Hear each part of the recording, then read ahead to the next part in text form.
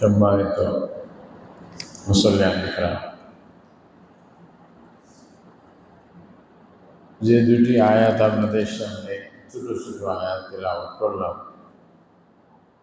এই দুটির সম্পর্ক হচ্ছে আমরা এই যে জীবন পেয়েছি, এই জীবনের মধ্যে যা কিছু পেয়েছি এগুলার বিষয়ে আমাদের ধারণা, আমাদের ব্যবহার কীরকম হবে, এটার একটা দিক নির্দেশনা আল্লাহ তাআলা দান করেছে। আল্লাহ তাআলা এখানে বলে দিয়েছেন কি হওয়া দরকার, বাস্তবতা কি, পরিণতি কি হবে, এটা সবগুলো কথা যেন চলে আসছে। আমরা দুনিয়াতে এসেছি ক্ষণিকের জন্য। আমাদের পূর্বেও অনেক মানুষ এসেছে, ওরাও চলে গেছে। আবার আমাদের পরেও অনেক হয়তো হাজার কোটি অগণিত মানুষ আসবে, ওরাও আবার চলে যাবে। কেউ দুনিয়াতে থাকবে না। দুনিয়াটা ক্ষণিকের জন্য, চিরস্থায়ী কারোর জন্য না। আল্লাহ তাআলা কোরআন মাজিদের মধ্যে এটা বলে দিয়েছেন, মা ইনদাকুম ইয়ানফাদু ওয়া মা ইনদাল্লাহি বাক। তোমাদের কাছে যা আছে এটা চলে যাবে এবং আল্লাহর কাছে যা আছে তা বাকি থাকবে। আল্লাহ তাআলা আমাদের যে পথ নির্দেশনার জন্য যে গ্রন্থ, যে কিতাব, আল্লাহর যে কালাম আল্লাহ নাযিল করেছেন, সেই কালামের মধ্যে আল্লাহ তাআলা বান্দাদের জন্য সব কিছু কথা খুলে একেবারে এক একটা করে বলে দিয়েছে। মা ফাররাতনা ফিল কিতাবি মিন শাই। আল্লাহ বলতেছেন, আমি এখানে কোনো কিছু অপূরণ রাখি নাই, সব কিছু তোমাদের যা দরকার বলে দিয়েছি। আর যা আমরা বুঝবো না, এটার ব্যাখ্যার জন্য আল্লাহ তাআলা নিজের রসুলকে দায়িত্ব দিয়েছেন। রসুল আমাদেরকে সব কটি কথা বুঝাই দিয়েছে। কোরআন কি বলতেছে, কোরআনের ইশারা কি, কোরআন কি বুঝাইতে চাচ্ছে, কোরআনের উদ্দেশ্য কি। আল্লাহ তাআলা এছাড়া পৃথিবীর সব কিছুর মধ্যে কেনই বা সৃষ্টি করলেন, এটার পেছনে উদ্দেশ্য কি, কি আমাদের ফায়দা, আমাদের করা কি দরকার, সব কিছু রাসূলুল্লাহ সাল্লাল্লাহু আলাইহি ওয়াসাল্লাম যা আমরা বুঝবো না এটা বুঝাই দিছে। কোরআনের মধ্যেও আছে, হাদিসের মধ্যেও আছে। আমাদেরকে খালি বলা হয়েছে কোরআন হাদিস যেদিকে তোমাদের নিয়ে যায়, জীবনের শেষ মুহূর্ত পর্যন্ত সেদিকে যাও। তোমার প্রত্যেকটি কাজের, চিন্তাধারার, লেনদেনের, আচার ব্যবহারের সব কিছুর ক্ষেত্রে কোরআন যেদিকে তোমাকে নিয়ে যাবে সেদিকে যাও, তাহলে তুমি কামিয়াব। আল্লাহ তাআলা বলেছেন, ইন্না হাযাল কুরআনা ইয়াহদি লিল্লাতী হিয়া আকওয়াম।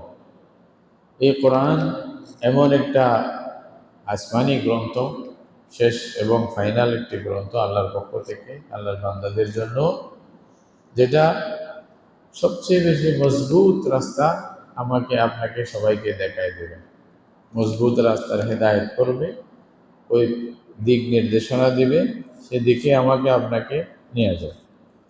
আমরা যদি কোরআনকে নিজের লাগাম, নিজের জীবনের লাগাম কোরআনের হাতে দিয়ে দিই, কোরআন আমাকে সোজা জান্নাতে পৌঁছাই দিবে।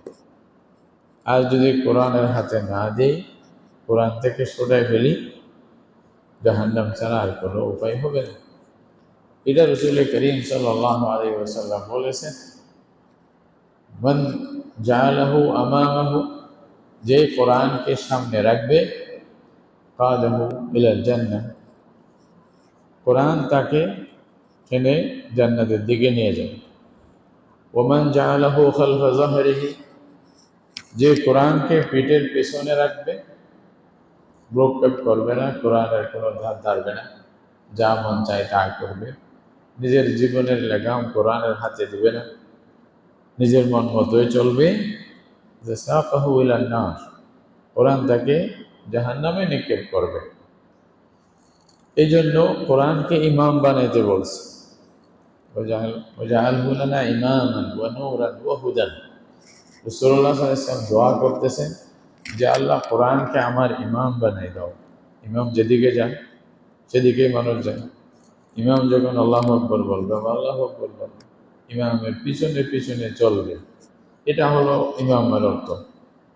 এবং আল্লাহ নূর বানায় দাও, কোরআনকে আমার জন্য আলো করে দাও, হেদায়েতের জরিয়া করে দাও, এটা দোয়া করতেছে রাসূলুল্লাহ সাল্লাল্লাহু আলাইহি ওয়াসাল্লাম।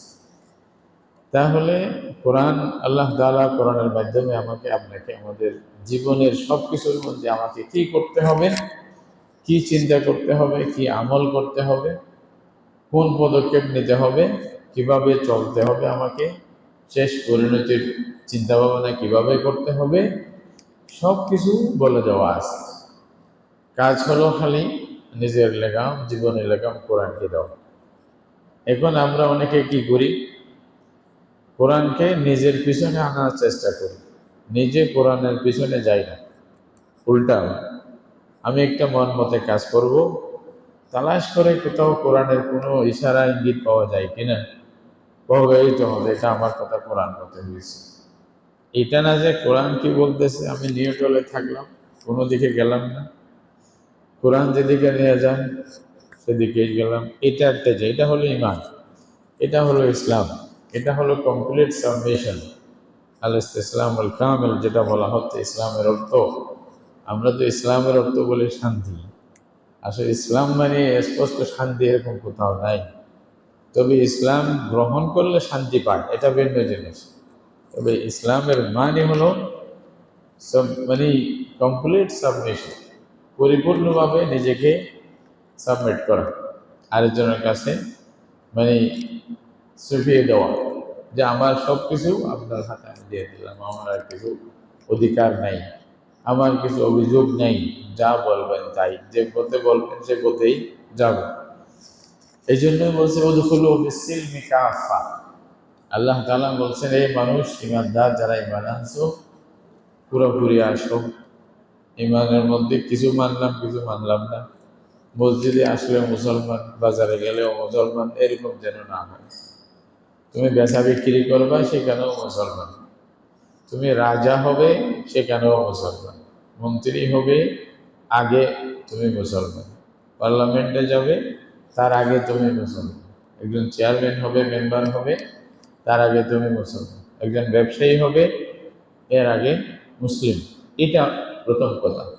আমি পাইলট হইলাম, এর আগে আমি যে মুসলিম, তার নামাজের খেয়াল করতে হবে, অন্য জিনিসটা খেয়াল করতে হবে, ইসলামের যেটা কাজা দাবিগুলো আছে আমি সেগুলো পূরণ করছি কিনা ওটা আগে দেখতে হবে, এটা বাকি পরের জিনিস। তাহলে এইটা হবে, মানে কোরআন তো এভাবেই দিবে, কিন্তু আমরা কিছু কোরআনকে দিই, কিছু আরেকজনকে দিই, কিছু মৌসেতনকে দিলে, কিছু লেলিনকে দিলে, কিছু মার্কসকে দিলে, আর কিছু যত পারলাম মসজিদে আসলে কোরআনকে কিছু দিলাম। আল্লাহ বলছে যে এটার কঠিন পরিণতি তোমরা ভোগ করবে পরে, যা কিছু মানে কিছু মানে না, এটা আল্লাহ তাআলা পছন্দ করে না। উদখুলু ফিস-সিলমি কাফা। সুতরাং পুরোপুরি যদি আমরা নিজেকে ইসলামের হাতে, কোরআনের হাতে, দ্বীনের হাতে সঁপিয়ে দিতে পারি, তাহলে আমি আসলে মুসলিম। এই জন্যই বলতে ওয়ালা তামুতুন্না ইল্লা ওয়া আনতুম মুসলিমুন। তাহলে ইসলাম, মুসলিম হওয়ার জন্য তো এটা দরকার, এরপরে আসবে ইমানদার কিনা। আমি যে সাবমিশন করলাম কিন্তু অন্তরে মানলো কিনা, এটা এর পরের কথা, পরের মর্তবা। মুমিন হওয়া আরো উপরের বিষয়। প্রথমে মুসলিম তো হইতে হবে, তো প্রথম মুসলিমই আমরা পুরোপুরি হইতে পারি নাই, তাহলে আমার চিন্তা ভাবনা সব কিছু কোরআনের ভিত্তিতে এবং কোরআনের ব্যাখ্যা, হাদিসে রসুলের ভিত্তিতে। হাদিসে রসুল বলতে রাসূলুল্লাহ 23 বছর জীবনে, নবুয়তি জীবনে যা করছেন, যা বলছেন, যা সমর্থন করেছেন, এইসব কিছুকে মানিয়া চলার নাম হলো হাদিসে রসুল। এটাকে হাদিসে রসুল বলা হয়। তাহলে কোরআন এবং হাদিসে রসুল বলতে যদি আমার জীবন যাপিত হয়, তাহলে এটা ইসলামের জীবন, এটা ইসলামের জীবন। এই জন্য আল্লাহর বান্দাদেরকে কেউ বলছেন, গর তুমি খাহি মুসলমান জিস্তান, গর তুমি খাহি মুসলমান জিস্তান, তুমি মুসলমান হিসেবে মুসলিম হিসাবে যদি তুমি জীবন যাপন করতে চাও, একটা জীবন শুরু থেকে শেষ পর্যন্ত আল্লাহর কাছে তোমার পরিচয় হবে মুসলিম, আর এটা ছাড়া উপায় নেই। আল্লাহ নিজেও বলছেন, ইসলাম ছাড়া কিছু গ্রহণ করব না। আল্লাহর কাছে একমাত্র ধরো ইসলাম, মৌতের আগে মুসলমান হয়ে মরো, এগুলো সব আছে, কোরআনে আছে। তাহলে ইসলাম ছাড়া তো উপায় নেই। আল্লাহ বলছে যে ওয়ারদিতু লাকুমুল ইসলাম দীনান, তোমাদের ধর্ম দিন চলার পথ হিসাবে ইসলামের উপর আমি রাজি। তাহলে ইসলাম ছাড়া তো উপায় নেই, তো মুসলিম হওয়া অবশ্যই জরুরি। তো মুসলিম হইতে গেলে আল্লাহর বান্দা বলতেছেন, अगर तुम्हें खाही मुसलमान जिस्तन निस्त मुमकिन जुज़्व कुरान जिस्तन। তাহলে কোরআন ছাড়া, কোরআনের দিক নির্দেশনা ছাড়া ইসলামী জীবন তোমার হতেই পারে না। ইসলামী জীবন হতে গেলে তোমাকে প্রথমে দেখতে হবে কোরআন কি বলে। কোরআনের কথা বুঝে না আসলে হাদিস থেকে জিজ্ঞাসা করতে হবে এটার অর্থ কি। আল্লাহ রসুলের হাদিসের মধ্যে এটা বলে দেওয়া আছে, এটা সব ব্যাখ্যা করা আছে। নিজে না জানলে আলমদের জিজ্ঞাসা করবেন, ওনারা বলে দেবে। ইমাম শাফি রহমতুল্লাহ আলাইহি বলতেছে, জামিউ মা তাকুলুহুল আইম্মা শারহুল লিস-সুন্নাহ ওয়া জামিউ সুন্নাহ শারহুল লিল-কুরআন। ইমাম শাফি রহমতুল্লাহ আলাইহি উনি বলতেছেন, ইমামরা যা বলছে, যা বলতেছে বলবে, সব কিছু হলো হাদিসের ব্যাখ্যা, আর যত হাদিস সব কোরআনের ব্যাখ্যা। তাহলে ঘুরি গাড়ি কথা কোরআন পর্যন্ত, হাদিস পর্যন্ত, এই তো, আর কিছু নেই।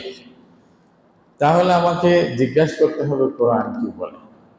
এই যে কোরআন আমাদেরকে বলে দিয়েছে বারবার, একবার না, কোরআন পড়লেই তো বুঝবেন, কোরআনের ব্যাখ্যা শুনলেই তো বুঝবেন, কোরআনের কাছে আসলেই তো কোরআন বলে দেবে। এখন কোরআন থেকে আমি জিজ্ঞাসা না করলে কোরআন কেমনে বলবে? জোরে সুরে আমার ঘরে গিয়া বলবে না। এটাও কোরআনে বলা আছে। আল্লাহ তাআলা বলছেন, আনুলজিমুকুমুহা ওয়া আনতুম লাহা কারিহুন, তোমরা না চাইতে আমি জোর করে তোমাদেরকে দিব, এটা কে বলছে? যদি না চাও আমি জোর করে তোমাদেরকে হেদায়েত দিয়ে দিব না, এটা দরকার নেই। আবার কেউ চাইলে আরেকজনকে হেদায়েতের পথে আনতেও পারবে না যদি আল্লাহ না দেন। এটা এমনকি নবী হইলেও কাউকে হেদায়েতের পথে নিয়ে আসবে এটা সম্ভব হবে না যদি আল্লাহ তৌফিক না দেন। আল্লাহ তাআলা বলছেন, ইন্নাকা লা তাহদি মান আহবাবতা ওয়ালাকিন্নাল্লাহ ইয়াহদি মান ইয়াশা, এটাও বলে দিয়েছেন। তাহলে বোঝা যাচ্ছে কি, প্রথমে আমার মধ্যে শোক জোক আসতে হবে, আমার মধ্যে সেরকম আসক্তি কোরআনের প্রতি স্পৃহা আসতে হবে, তারপরে না কোরআন আমাকে পথ ধরিয়ে নিয়ে যাবে। আমি বলি যে কোরআন আমাকে নিয়ে যাও, আমাকে পথ দেখাও, তো বলবে পথ এটাই, চলো এই পথে তুমি সোজা কোথায় যাবে? জান্নাতে পৌঁছে যাও। এটা কোরআন বলে দিবে। যদি কোরআনের কাছে চাই, যদি কোরআনের কাছে না চাই, কোরআন থেকে দূরে থাকতে চাই, তো কোরআনের কি দরকার? কোরআন বলবে তোমার মতো হাজার কোটি মরলে আমার কি হলো। দাওয়াত দিবে, না মানলে কোরআনের কথা নাই। আল্লাহ তাআলা এটা রসুলকেও বলে দিয়েছেন, রসুলকেও বলে দিয়েছেন, লাস্তা আলাইহিম বিমুসাইতির ইন্নামা আলাইকাল বালাগ, আপনার কাজ হলো পৌঁছাই দেওয়া। আপনাকে আমি দারোগা বানাই নাই, পুলিশ বানাই নাই যে ধরে নিয়ে আসতে হবে ঘর থেকে, এটা না। পৌঁছাই দেন, না মানা না মানা এটা তার ব্যাপার। না মানলে শাস্তি আছে, মানলে পুরস্কার আছে, এটা আল্লাহ স্পষ্ট কথা। তাহলে আমাদের প্রয়োজন হলো যা কিছু আমরা নিব ইহজীবন পরজগতের সবকিছু বিষয়ে চিন্তা ভাবনা, একজন মুসলিমের যে চিন্তা ভাবনা, থিওরি, মানে ফিকির আফকার থাকবে, সবকিছু কোরআন থেকে নিতে হবে। কোরআন মাজিদ কি বলে? আমরা যে পৃথিবীতে আসলাম এটার পিছনে উদ্দেশ্য অনেক। আবার কোরআন এই বাস্তবতাগুলো বলতেছে কি, দুনিয়া এটা কোনো জীবন না। ইন্নামা হাদিহিল হায়াতুদ দুনিয়া লাহউন ওয়া লাইবুন, আমরা যে জীবনটা পাচ্ছি পৃথিবীতে, ওটা মানুষ আসে, ছেলে হোক মেয়ে হোক, কিছু একটা সময় পায়, একটা শরীর, সময় সহ কিছু সম্পদ, কিছু জ্ঞান আল্লাহর পক্ষ থেকে আসে, এবং মেহনত করে কেউ এটাকে বাড়ায়, অনেক বেশি হয়, আবার কারো কম হয়। মূলত এটা আল্লাহর পক্ষ থেকে নির্ধারিত আল্লাহর থেকে বন্টনকৃত থাকে। এটা নির্দিষ্ট থাকে কে কি পাবে, কতটুকু পাবে, কত দূর পাবে, কয়দিন পাবে, সব বলা থাকে। আমরা হাজার চেষ্টা করলেও পরে বুঝে আসে যে আমার তকদিরে এটা ছিল। এটাই তো বলি না, কেউ না চাইতেও পেরে যায়, আর কেউ সারা জীবন চাইলেও কাছে যাইতে পারে না, আবার কেউ পাইলে তাড়াতাড়ি হারিয়ে ফেলে, আবার কেউ সব কিছু হারার পরে আবার তার চেয়ে ডবল পেয়ে যায়। এটা আজীব তামাশা আল্লাহ তাআলা, রিজিক আল্লাহর হাতে। আল্লাহু ইয়াবসুতু রিজকা লিমান ইয়াশাউ ওয়া ইয়াকদির, কল্পনাই করবেন না। ওয়া ইয়ারযুকহু মিন হাইসু লা ইয়াহতাসিব, আল্লাহ বলছে কল্পনায় আসবে না, রিজিক চলে আসছে। হঠাৎ বলে দিল, আরে আমার দাদার নাকি সম্পদ ছিল, ওখান থেকে 5 কানি হয়ে গেল, খুশি একটা। আর আরেক বাবারই 1 কানির দাম হয়তো কোটি কোটি টাকা, এটা তো আমি কল্পনাও করিনি। সেই গরিব মানুষ হঠাৎ করে বড় হয়ে গেল, আর বড় মানুষ হঠাৎ করে গরিব হয়ে গেল, সব শেষ, বলছে যে সব হারিয়ে ফেললাম। এরকম হচ্ছে কিনা দেখতেছি আমরা পৃথিবীতে, এগুলা হচ্ছে। তো এটা তো আল্লাহর পক্ষ থেকে বন্টনকৃত, যা পাইলাম এটা কি দুনিয়ার জীবন বলা হয়।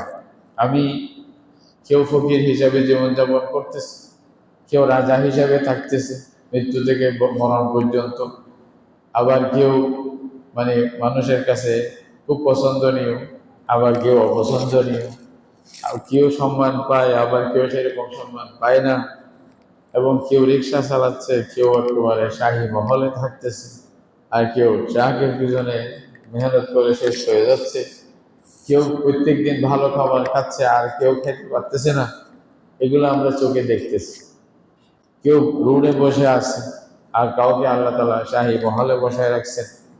এগুলো সব আমাদের চোখের সামনে দেখা যাচ্ছে। এগুলো সব মিলে যা আছে, সব কিছুর নাম হলো আল হায়াতুদ দুনিয়া। এটার নাম হলো দুনিয়ার জীবন। কেউ রাজা হচ্ছে, কেউ মন্ত্রী হচ্ছে, কেউ চেয়ারম্যান হচ্ছে, কেউ মেম্বার হচ্ছে, কেউ প্রেসিডেন্ট হচ্ছে, আবার কেউ প্রজা, জীবনে চেষ্টা করেও পায় নাই। আমি শুনছিলাম আমেরিকাতে একজন লোক ছিল, সে প্রেসিডেন্টের মানে ইয়াতে দাঁড়াইতো সবসময়, নির্বাচনে প্রেসিডেন্ট হবে। 110 বার নাকি দাঁড়াইছে, সে প্রেসিডেন্ট হয় নাই। তারপরেও দাঁড়াবে, হইতেও পারে হয়তো বা একটু অতিরঞ্জিত হইতে পারে কথা।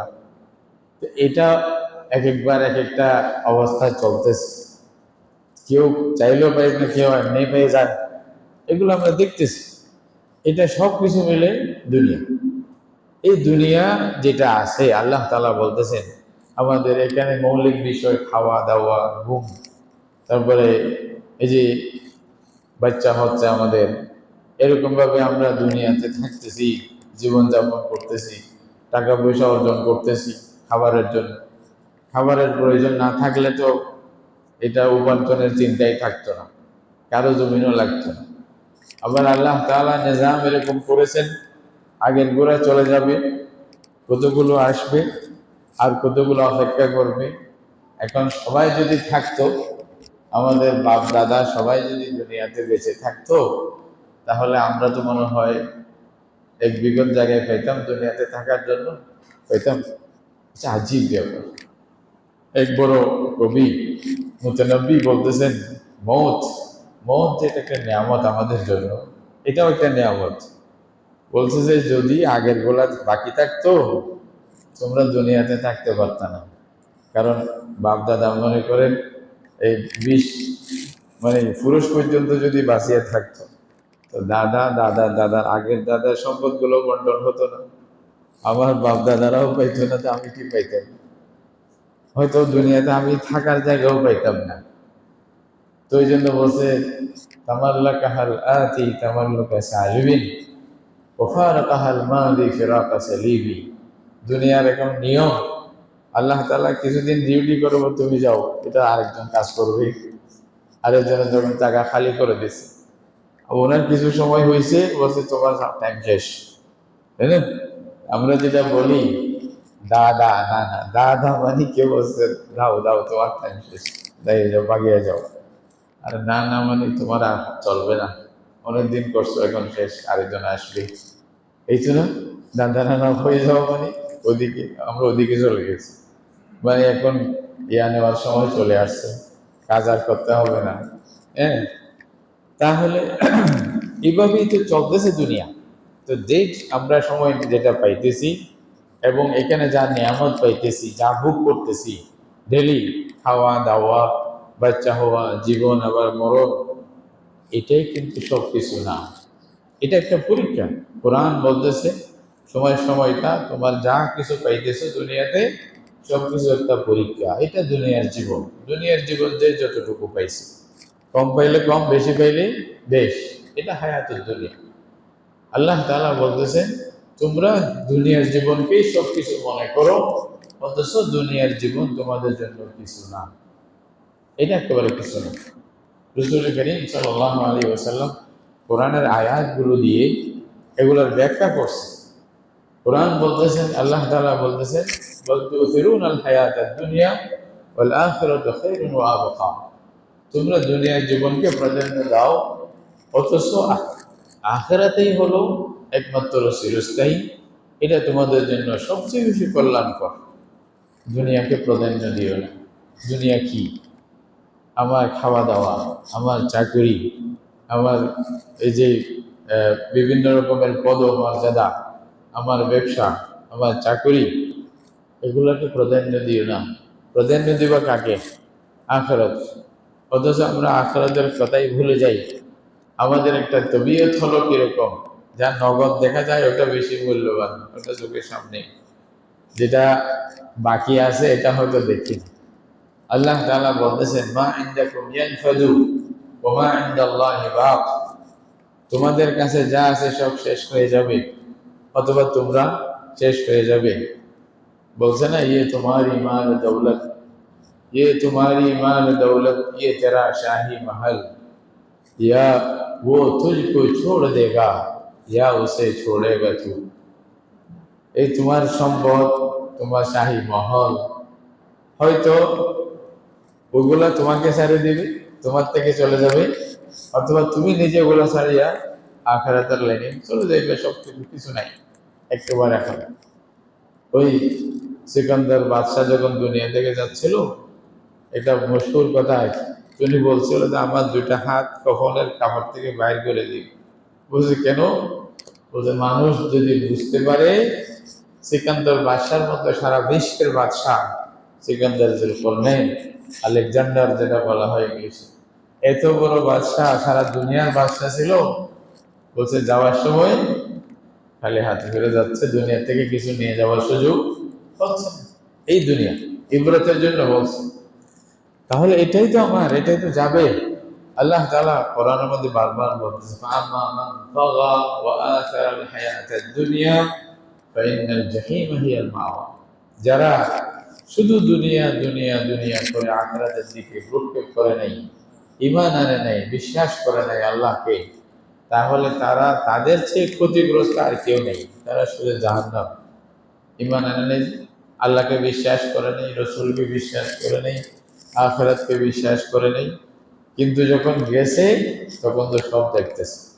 কথার কথা মনে করেন, এই যে বড়শি দিয়ে আমরা মাছ ধরি না, বড়শি দিয়ে মাছ ধরেছি, এখন বড়শির মধ্যে তো খানা দিছে খুব একেবারে লোক সব, খাইতে মন চাচ্ছে, আসিয়া গিলতে মন চাচ্ছে, কিন্তু কেউ যদি তাকে নসিহত করে, ইয়ং যুবক যারা আছে তারা মাছগুলা রেডি খাওয়ার জন্য, কোনো বুড়া যদি আসে নসিহত করে, এ খবরদার এটা খাইও না, খাইলে সমস্যা। বলছে কেমন?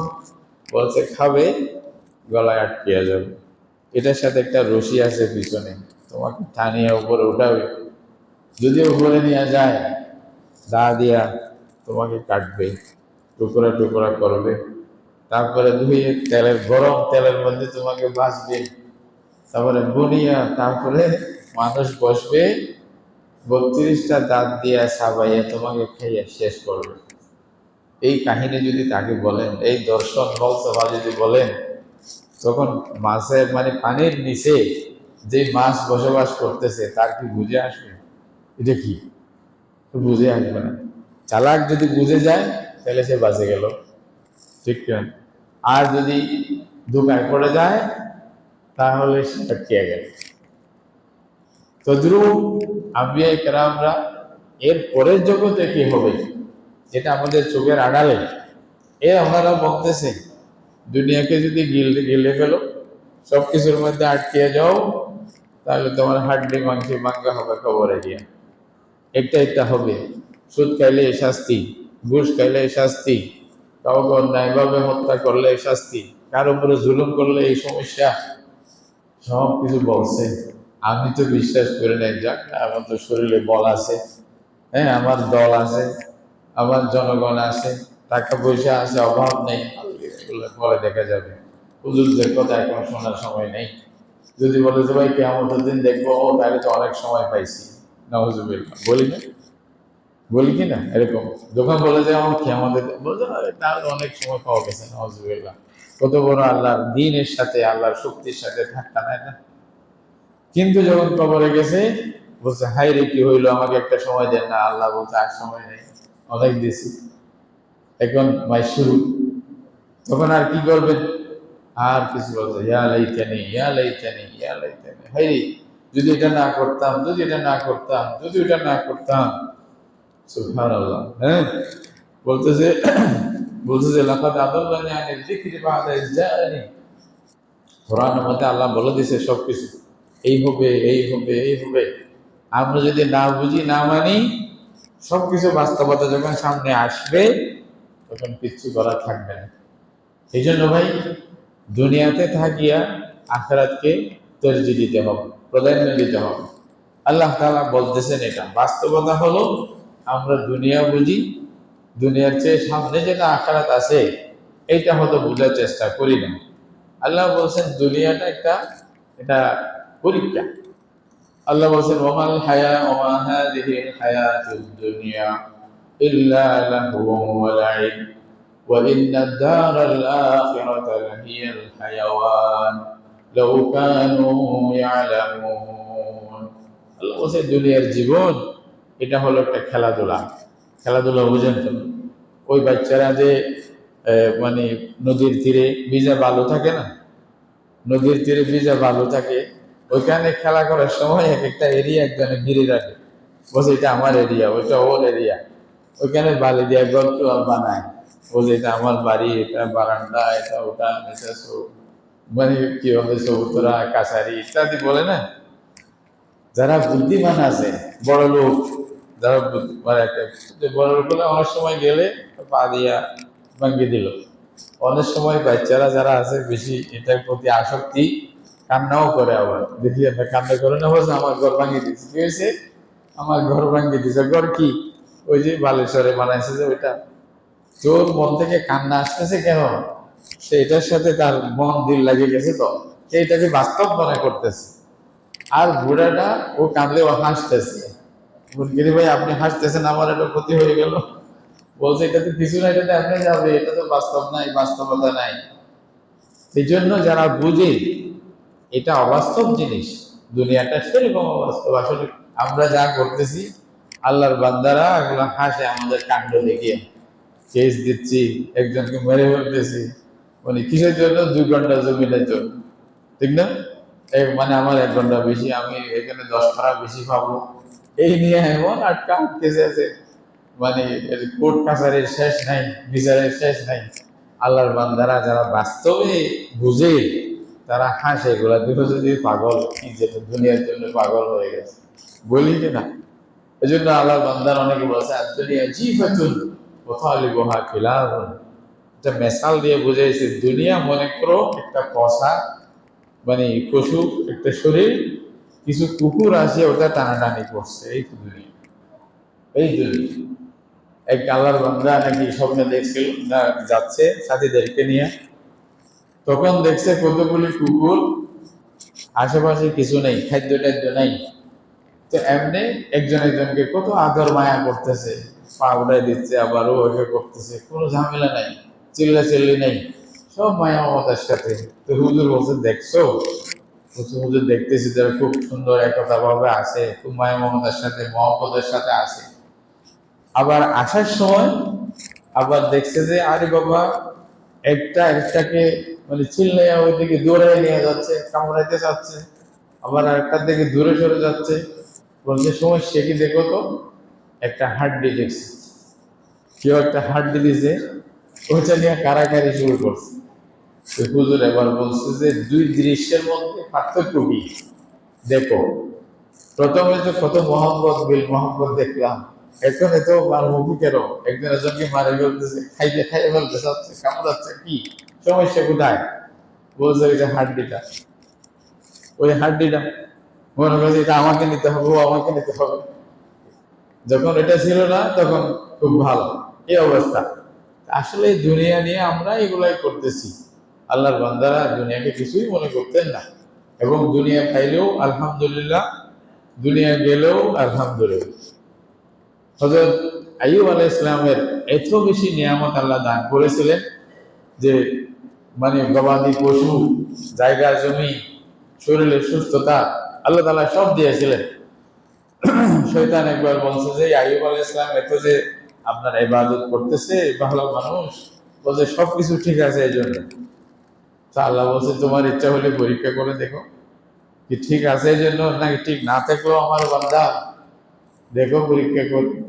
বলছে তাইলে আমাকে সুযোগ দেন। বলছে সুযোগ আছে, যা দেখ, আমার বান্দাকে পরীক্ষা করে দেখ, তোমার দিকে যায় নাকি আমার দিকে আসে। তখন প্রথম পরীক্ষা হচ্ছে আইয়ুব আলাইহিস সালামের যে গবাদি পশু, মাঠ ভরা পশু, সে শয়তান গিয়া সব গরু ছাগল মানে মহিষ উট সব মারে ফেলছে, একেবারে সব, সবগুলো মারে ফেলছে।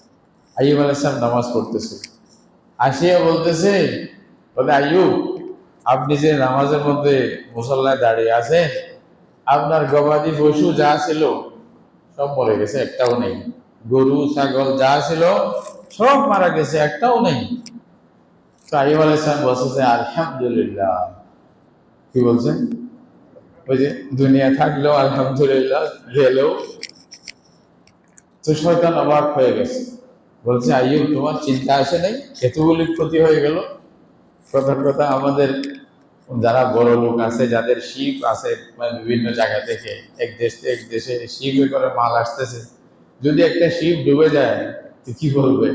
সর্বনাশ, কথা আমি তো মানে মাটিতে মানে রোডে চলে আসছি, এটা বলবে না। খুব কম লোক আছে যারা হয়তো শুকরিয়া আদায় করবে, যাই ডাকবে এটা আল্লাহ দিছে, আল্লাহ দিছে, এরকম বলার মতো লোক তো খুব কম থাকবে, বেশি তো ওইটাই থাকবে। আইয়ুব আলাইহিস সালাম যখন বললেন আলহামদুলিল্লাহ, তো সে অবাক হয়ে গেছে। আরে তোমার আশ্চর্য হয় নাই? বলছে আশ্চর্য হয় নাই। বলছে কেন? বলছে দেখ, এটা এতগুলি পশু, এটা আল্লাহ আমাকে নিয়ামত হিসেবে দিয়েছিলেন, এটা রক্ষণাবেক্ষণের দায়িত্ব আমার ছিল। যখন নিয়ামত দিবি, এটা নিয়ামতের শুকরিয়া আদায় করতে হবে, ওটা দেখাশোনা করতে হবে। এখন আল্লাহ তাআলা নিয়ে গেছেন, তাহলে আমি বড় একটা দায়িত্ব থেকে আমি মুক্ত হয়ে গেলাম, আলহামদুলিল্লাহ।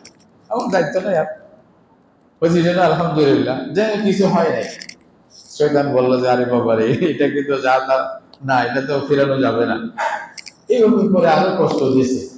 তো বলতে চাইছেন ওইটাই, দুনিয়া গেলেও কি আসলেও কি, এটার মধ্যে আপনার সাথে আল্লাহর সম্পর্ক যেটা, বাস্তবে আখিরাতের যেটা চিন্তা, এটার মধ্যে যেন রকমের ঘাটতি না আসে। দুনিয়া পাইলে যেন আল্লাহকে ভুলে না যায়, দুনিয়া না পাইলে যেন আল্লাহর উপরে শেকায়েত করা শুরু না করে দেই। এইটা হলো ইমান, এটা আসলে ইমান। আল্লাহ দুনিয়া বড় কিছু না, দুনিয়াতে যেমনি সেমনি চলবে। একজন ফকিরের দুনিয়াও চলবে, একজন আমিরের দুনিয়াও চলবে। কি বলে চলবে না? বাঁচবে তো। এটার ভিত্তিতে যদি সম্মানের কথা হতো বিয়ার পরে, মতের পরে, তাইলে এটা গুরুত্বপূর্ণ হতো। যদি মতের পরে আমাকে প্রশ্ন করা হতো, তুমি খানা মাসে কিভাবে খাইতা, কয়বার বিরিয়ানি খাইছো, এটা কি প্রশ্ন হবে? তুমি কিরকম প্রাসাদে থাকতা, তোমার থাকার ঘর কিরকম টাইলস দেওয়া ছিল নাকি মাটির ছিল, সনের ছিল নাকি ছাদ ছিল, এগুলো প্রশ্ন হবে? বলেন হবে কি? হবে না। এগুলো কিচ্ছু প্রশ্ন হবে না, জিজ্ঞাসাও করবে না।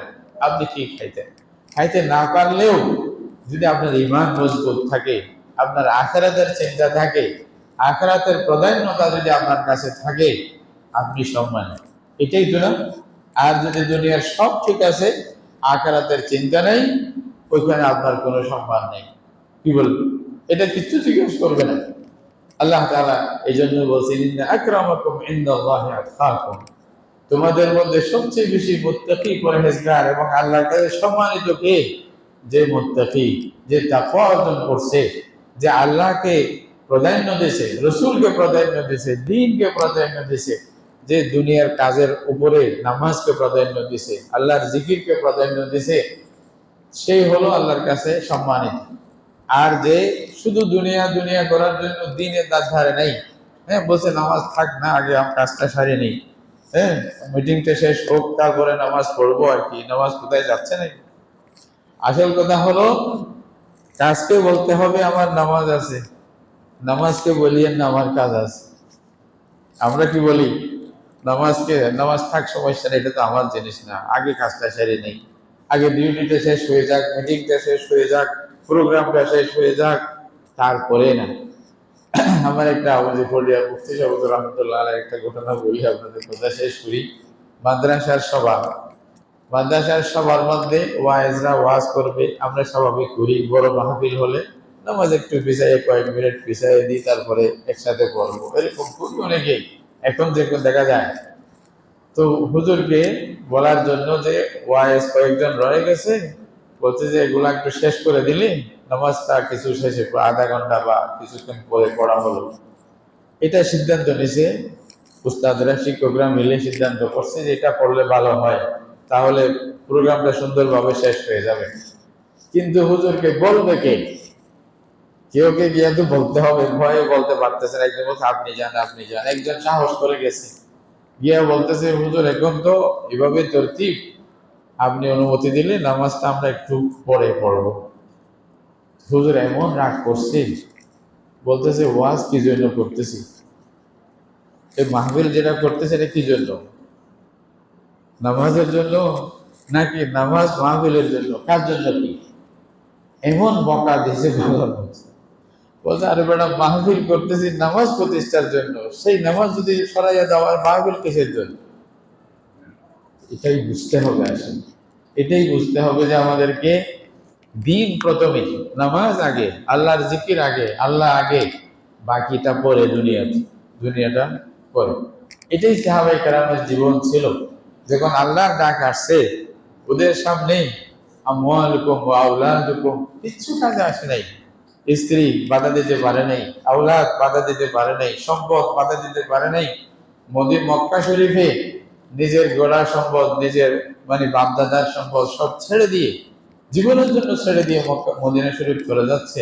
এটা কি আমরা এতই সহজ? এটা ইমান মজবুত ছিল বিদায়, আখিরাতকে তরজি দিয়েছিলেন বিদায়। আমাদেরকেও আখিরাতকে প্রাধান্য দিতে হবে। আখিরাত কি? আল্লাহর উপরে বিশ্বাস, রসুলের উপরে বিশ্বাস, কোরআনের উপরে বিশ্বাস, কোরআন যা বলে তা বিশ্বাস করা, কোরআন যে নীতি বলে সেই নীতি মতে আমল করা, কোরআন যা হালাল বলে এটা হালাল মনে করা, কোরআন আল্লাহ এবং রসুল যেগুলো হারাম বলে সেগুলোকে হারাম মনে করে দূরে থাকা, এবং নিজেকে ভালো একজন মানুষ হিসাবে দুনিয়াতে প্রতিষ্ঠিত করা, সেই সমাজের মধ্যে বসবাস করা, নিজে ভালো থাকা, অন্যকে ভালো রাখা, সবাই খেদমত করা। এক কথায় তো সব বলতে পারবো না, এগুলোই তো হলো আখিরাত। এগুলোই তো হলো কি? আখিরাত। তো আখিরাতকে প্রাধান্য দিবেন দুনিয়ার উপর। দুনিয়া বড় কিছু না, দুনিয়া গেলেও কি হইলো, না গেলেও কি হইলো। ছেলে আল্লাহ দিয়েছে, আল্লাহ নিছে, আলহামদুলিল্লাহ। হাদিসের মধ্যে আছে, কারো যখন ছোট বাচ্চা মারা যায় তখন আল্লাহ তাআলা জিজ্ঞাসা করেন যে তোমরা কি আমার বান্দার কলিজার টুকরা চিনিয়ে নিছো? জিজ্ঞাসা করেন, হাল নাযাতুম ফালজাদা কাবিদি আবদি, আমার বান্দার কলিজার টুকরাটাকে চিনিয়ে নিছো তোমরা? ফেরেশতাদেরকে জিজ্ঞাসা করেন। তোমরা বলেন যে ইয়া আল্লাহ, আপনার হুকুমে আমরা এটা করছি। বলছে মাযা ক্বালা আবদি, আমার বান্দা কি বলছে? এত একটা মুসিবতে পড়ছে সে, এই মুসিবতে পড়ার পরে সে কি বলছে? ক্বালা হামিদাকা ওয়াস্তারজাআকা। হাদিসের মধ্যে আছে, সাফ সাফ করে দেখেন, বলতেছে আল্লাহ আলহামদুলিল্লাহ বলে ইন্না লিল্লাহি ওয়া ইন্না ইলাইহি রাজিউন বলছে, তোমার প্রশংসা করছে, আবার ইন্না লিল্লাহি ওয়া ইন্না ইলাইহি রাজিউন এটা পড়ছে। ও বলছে যে আল্লাহ দিছে, আল্লাহ দিছে, কেন আবার কিছু বলার নেই, আমাকেও তো চাইতে হবে, আল্লাহ তুমি যা করো তাতে খুশি আছে, এটা বলছে। তখন আল্লাহ তাআলা খুশি হয়ে এই বান্দার জন্য জান্নাতের মধ্যে আলাদা একটি ঘর বানান। হাদিসের মধ্যে আছে, বলছে আলাদা একটি ঘর বানান, বল যাও আমার বান্দার জন্য একটা ঘর তৈরি করো, ওই ঘরের একটা সাইনবোর্ড লিখবা, সাইনবোর্ডের মধ্যে যেটা শিরোনাম দিবা, এটার মধ্যে লিখে দিবা বাইতুল হামদ, প্রশংসার ঘর। আল্লাহর প্রশংসা করছে, এই জন্য পুরস্কার আল্লাহর পক্ষ থেকে এই পুরস্কারটা তোমাকে দেওয়া হলো। তাহলে এবার দেখেন আল্লাহ তাআলা সেভাবেই তো বান্দাদেরকে দেন। তো সুতরাং দুনিয়া এটা দ্বিতীয় পর্যায়ে, আখিরাত প্রথম পর্যায়ে, এটা হলো ইসলামের দাবি। কিন্তু আমরা উল্টা, আল্লাহ এটা বলতে পারতো হায়াতের দুনিয়া, আল্লাহ বলছে তোমরা তো দুনিয়াকে প্রাধান্য দাও, ওয়াল আখিরাতু খায়রুন ওয়া আবকা, আখিরাতেই সবচেয়ে বেশি চিরস্থায়ী হবে এবং তোমাদের জন্য কল্যাণকর হবে, অথচ তোমরা এটা চিন্তাও করো না। আল্লাহ আরেকদিকে বলছেন যদি সেরকম দুনিয়াকে প্রাধান্য দিয়ে যদি তুমি সীমা লঙ্ঘন করো, ফাআম্মা মান তাগা ওয়া আথারাল হায়াতাদ দুনিয়া, আল্লাহ তোমাদের পরিণতি জাহান্নাম ছাড়া আর কিছু হবে না, এটা মনে রাখো। তাহলে ভাই কোরআনের দাবি, হাদিসের দাবি, রসুলের কথা, আল্লাহর কথা হলো দুনিয়াকে না আখিরাতকে প্রাধান্য দিতে হবে। আমার বাচ্চা ইংলিশে কতটুকু মার্ক পাইলো, তার চেয়ে কোরআনের মধ্যে কতটুকু মার্ক পাইলো এটা আমাকে গুরুত্ব দিতে হবে। আমার বাচ্চার সব জুবান থেকে আল্লাহর কালাম বের হচ্ছে কিনা, সূরা ফাতিহা শিখছে কিনা, কুল হুয়াল্লাহু আহাদ শিখছে কিনা, শুদ্ধভাবে পড়তে পারে কিনা, এটা আমাকে গুরুত্ব বেশি দিতে হবে। যদিও বা আমরা ইংলিশ পড়ানোর জন্য 4-5 হাজার টাকা দিয়ে টিউশন মাস্টার রাখি, আরবি পড়ার জন্য হুজুর পড়লে বলো, না পড়লে বলো 400-500 টাকা হুজুরকে দিয়া, এই তো নাকি, এটার গুরুত্বই নেই না। অথচ এটা বেশি গুরুত্ব দেওয়া দরকার। আগে আপনাকে বাচ্চাকে তো ইমানদার বানান, আল্লাহওয়ালা বানান, পরে আপনাকে শেখায়ত করতে হবে না বাচ্চা আমার কথা শুনে না, এটা আর বলতে হবে না জীবন। আপনি যদি আল্লাহর কথা শুননেওয়ালা বানাই দেন, সে এমনিই আপনার কথা শুনবে, আপনাকে মাথার উপরে রাখবে, এরকম হবে। আর অনেক সময় দেখতেছি আমরা, এটা খারাপ বলতেছি না, ভালো, কিন্তু আগে দিন শেখান। যারা দিন ছাড়া শুধু দুনিয়া শিখছে, বৃদ্ধ অবস্থায় মা বাপকে বৃদ্ধাশ্রমে পাঠাই দিছে, আর ও বড় লোক, হ্যাঁ, স্ত্রী বাচ্চাদেরকে নিয়ে একজন কানাডায়, একজন জার্মানিতে, একজন আমেরিকায়, আসতে পারবে না, মা বাপকে দেখতে পারবে না।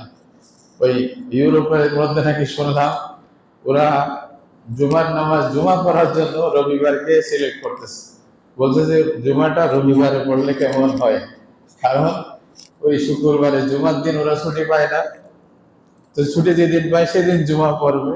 এগুলোই অবস্থা। এমন সময় মা বাপ মারা গেছে, ফ্রিজে রেখে দিয়েছে, 1 সপ্তাহ ছুটি নাই, জানাজার ব্যবস্থা করা যাবে না, ওই রবিবারে আসিয়া ফ্রিজ থেকে বাইর করে জানাজা পড়তেছে, এই অবস্থা। এবং মা বাপ কোটি কোটি টাকা খরচ করলো আপনাকে বানানোর জন্য, আপনি একবার সুবহানাল্লাহ বলবেন, আলহামদুলিল্লাহ বলার যোগ্যতা নেই। এটা দোষ খালি ছেলেদের না, আমারও দোষ। আমি ওকে শিখাই নাই, তো আমি ওকে কোরআন শিক্ষা দিই নাই, মক্তবে পাঠাই নাই, দোয়া শিক্ষা দিই নাই, সে কি করবে? এই জন্য শুধু দুনিয়া দুনিয়া বলে শেষ করবেন না, আখিরাতকে প্রাধান্য দেন, দুনিয়ার সাথে রাখেন। দুনিয়া থেকে কেউ বৈরাগ্যবাদীর দিকে দাওয়াত দিচ্ছে না, বলতেছে না সব সারিয়া জঙ্গলে চলে যান, এটা বলতেছে সবার সাথে থাকেন, কিন্তু সবার সাথে তাকিয়াও শুধু আল্লাহর সাথে থাকেন। এটা হলো আসল দাবি। আল্লাহ তাআলা সবাইকে তৌফিক দান করুন। ওয়া আখিরু দাওয়ানা আলহামদুলিল্লাহ।